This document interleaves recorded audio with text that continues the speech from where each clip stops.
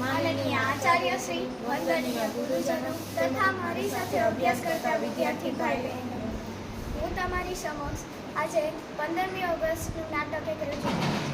કોમલ, આ બધી તૈયારી શું થાય છે? વિધવા, આપણા ભારત દેશમાં ઘણા તહેવારો આવે છે. એ પણ અલગ અલગ ધર્મના તહેવારો હોય છે. તો આજે જે કાલની તૈયારીઓ ચાલે છે તે કોઈ એક ધર્મની તહેવારની ઉજવણી નથી. તે આપણા સમગ્ર ભારતના બધા નાગરિક માટે રાષ્ટ્રીય તહેવાર છે. રાષ્ટ્રીય તહેવાર એટલે શું? એ તું મને સમજાવીશ? રાષ્ટ્રીય તહેવાર એટલે સમગ્ર રાષ્ટ્ર એટલે કે દેશ માટે ઉત્સવ તહેવાર કહેવાય. આપણી ભારતીય સંસ્કૃતિમાં મુખ્ય બે રાષ્ટ્રીય તહેવારો છે. એ બે કયા તહેવાર છે, તું મને જણાવીશ? એક 26મી જાન્યુઆરી અને બીજી 15મી ઓગસ્ટ. 15મી ઓગસ્ટ શા માટે ઉજવવામાં આવે છે? આપણા ભારત દેશમાં સૌપ્રથમ આપણે જાણીએ છીએ કે રાજાશાહી ચાલતી હતી. ત્યારબાદ વિદેશીઓ આપણા ભારત દેશમાં વેપાર અર્થે આવેલા અને આપણી સમૃદ્ધિથી પ્રભાવિત થઈને વેપારની સાથે રાજ કરવાની શરૂઆત કરી.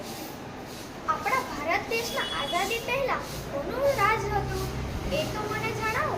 આપણા ભારત દેશમાં વિવિધ દેશોના શાસન કરવા લાગ્યા હતા.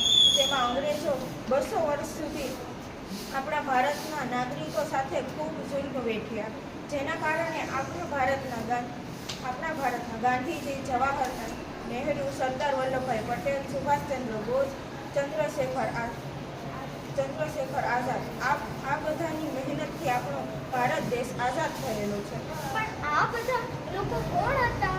આ બધા આપણા ભારત દેશના સ્વતંત્ર સેનાની અને ક્રાંતિકારીઓ હતા, જેણે આપણને આઝાદી અપાવી, જેના કારણે આજે આપણને સ્વતંત્રતા મળેલી છે. તો મિત્વા, તને ખબર પડી કે 15મી ઓગસ્ટ શા માટે ઉજવવામાં આવે છે? રાષ્ટ્રીય તહેવાર એટલે આપણા ભારત દેશમાં જે સ્વતંત્રતા મળેલી છે તેની ઉજવણી, એટલે 15મી ઓગસ્ટ. આ દિવસે આપણા ભારત દેશના દરેક નાગરિકમાં ઉત્સાહ અને ઉમંગ તો હોવો જ જરૂરી છે. ખૂબ જ મહેનતના કારણે આપણા દેશને આઝાદી મળેલી છે. તો બધા મારી સાથે બોલો, ભારત માતા કી જય.